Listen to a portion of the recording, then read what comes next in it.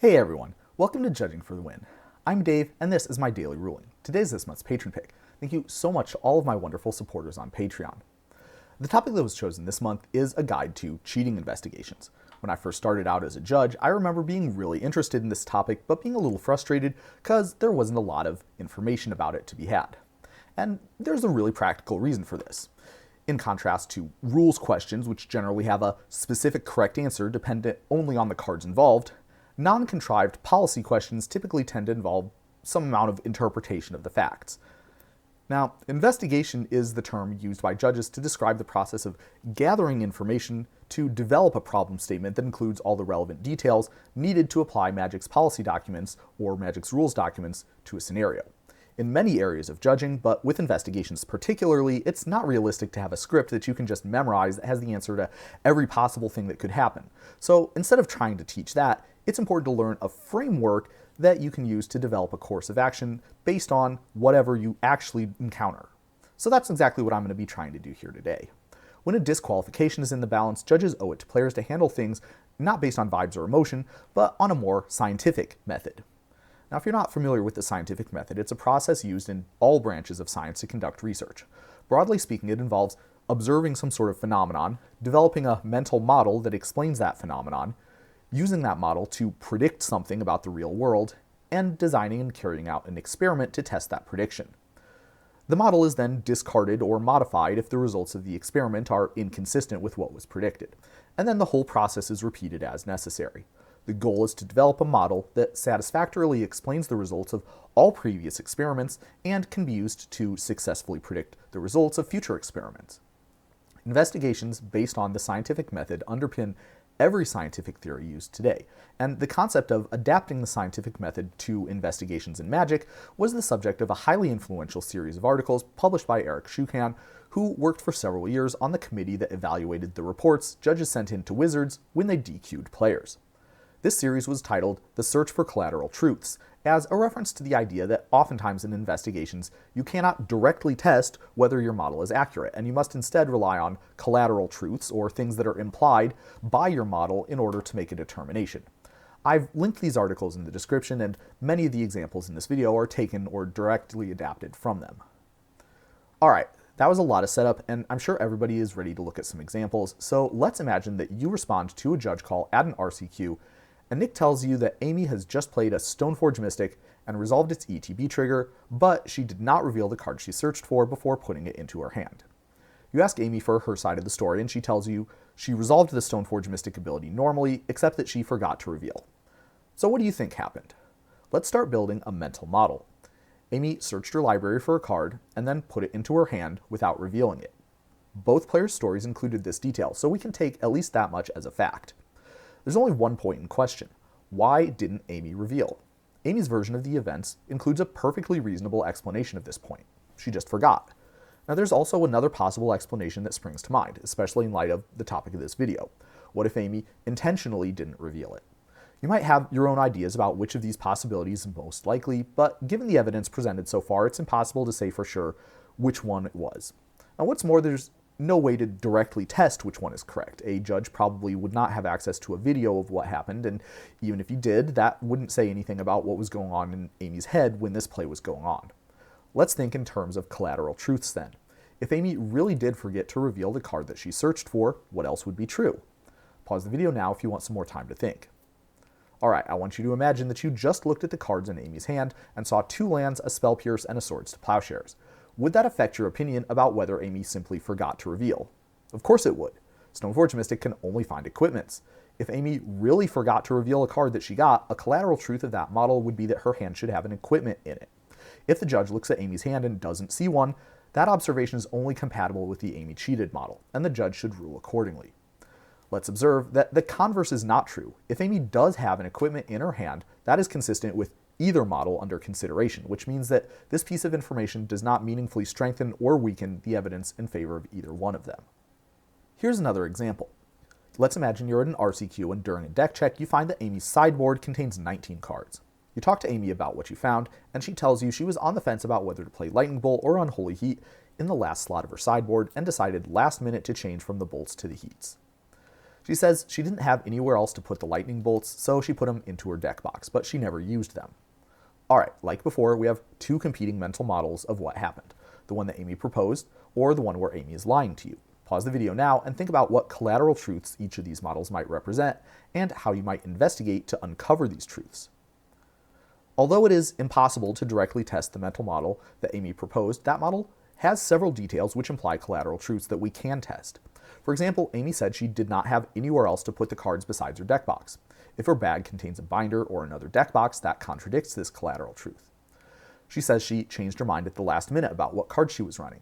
If you look at her deck list and find Lightning Bolt crossed off with Unholy Heat written in the bottom slot or in the margin, well, that would be consistent with Amy's model. On the other hand, if her deck list is typed and you see Unholy Heat printed on it, that contradicts Amy's model, since if she had access to a printer, she probably also had access to somewhere to put the extra cards. If it's the second or later round, you might consider talking to her previous opponents and asking if any of them remember Amy playing a lightning bolt against them. None of these tests are a sure bet, since any of them could potentially yield inconclusive results, but each of them could potentially give the judge investigating this scenario the key piece of information that sways the decision one way or the other. That brings us to the next point that I wanted to consider. If all the tests available are potentially inconclusive, are they even worth doing? Which ones? And this is one of the biggest traps that judges fall into when performing investigations. Accuracy in rulings is obviously important, every judge knows this much, but there's another factor at play that's just as important that most people do not realize immediately. If you're 90% sure that someone cheated, is it worth chasing leads for the next 20 minutes searching for that last 10%? The truth is not your adversary, the clock is. The quest for truth is a noble one, and confidence in your rulings is important, but efficiency is too. The whole purpose of disqualifying cheaters is to protect the tournament experience for everybody, right? Now, I think if you took a poll of 100 Magic players and asked them if they would be willing to delay the start of a round by 10 minutes for something that had a 90% likelihood of not changing anything, the vote would overwhelmingly be negative. And if you're not sure about that, try conducting that poll when the round is already 10 minutes over time. This isn't a hypothetical either, by the way. Every experienced judge can tell you a story about a round at a major event that went 10, 20, 30, or more minutes over time because of an investigation.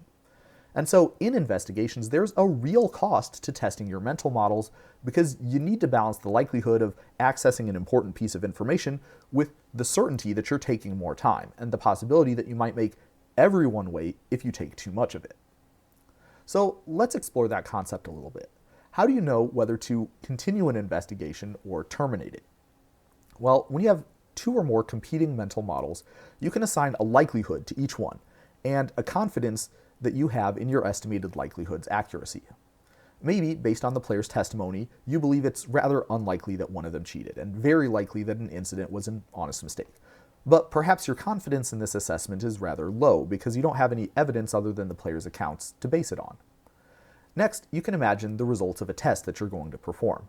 You need to weigh how long the test will take against the expected gains in terms of how much it might change your imagined likelihoods and your confidence. A test that's short and easy to perform is probably worth it even if it's relatively unlikely to yield any useful information. On the other hand, it's probably not worth doing a longer or more in-depth test unless you think the information to be gained has a high chance of influencing your evaluation of which mental model is more likely or your confidence in this decision. Unfortunately, as you might have noticed, while I'm endeavoring to make the process of investigations more scientific, this portion is unsatisfyingly qualitative. There's simply no way to accurately or objectively assess the probability of a mental model being true, nor is there any scale that you can quantify your confidence in it. This being the case, I can't really offer a formula where you plug the details of a scenario in and get an answer for whether any given test would be worth your while or not. No doubt this is behind the high number of new investigators who are tripped up by this topic. The only way to improve is to somehow, usually experimentally, acquire enough data points to get a feel for it. And so, in that spirit, I'll offer a few examples. First up, let's consider that Nick calls a judge and says that he blocked with the token from Edgewall pack, and he didn't notice until he tried to play a hold the line that it couldn't block. Nick is at table 66 out of 75, and it's the last round of Swiss. The thing that he's using for a token is a sleeve from his sideboard. Next, let's consider the same scenario except that Amy called a judge and they're playing at table 4, and the card that he's using is the actual official token for this card. The specific thing that happened in the game, and thus the two mental models under consideration, are identical, but the circumstances are very different in a way that dramatically affects the credibility of the Nick cheated model. In one case, Nick spotted the error and called for a judge himself, and he was playing at a high table number, indicating he was out of prize contention. Additionally, the token had no text on it that he could read and remind himself of the fact. All of these are indications that the play was an honest mistake. These indications are missing or reversed in the other scenario presented, making an honest mistake model less credible. The circumstances surrounding the call can affect your initial estimated likelihoods and the confidence level about your mental models in a variety of ways. In general, these all boil down to risk versus reward. Anything that makes a cheat harder to detect decreases the risk, and thus increases the probability that a rational player would try to get away with it. Likewise, anything that improves the outcome of a cheat, given that it succeeds, would also make it a more likely explanation. Let's apply that to the previous example we considered. Nick calling attention to the infraction himself is a clear example of something that makes it easier to detect. He's literally doing the job of detecting it himself. If he just remained silent, there's a chance no one would have noticed.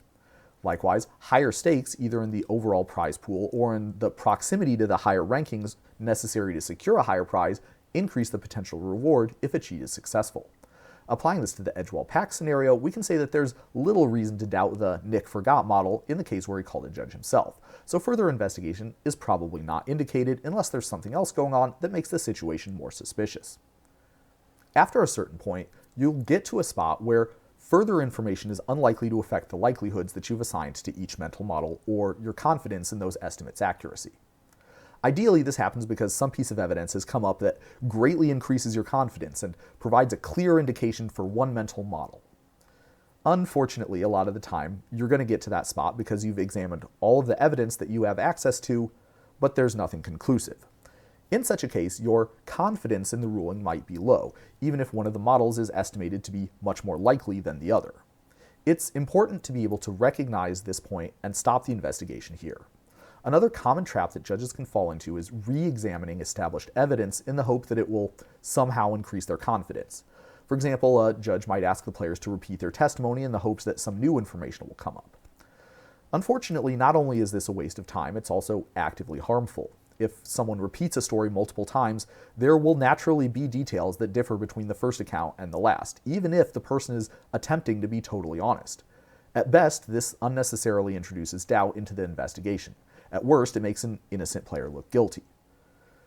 Phew, that was a lot of information. I'll close out by summarizing the steps of the investigation process one last time. First, the judge listens to the players and forms a mental model of what may have happened in the game. Generally, multiple mental models are possible, for example, cheated or honest mistake. So you have to estimate how likely each one is relative to the others and make note of how confident you are that you've assessed the likelihoods properly.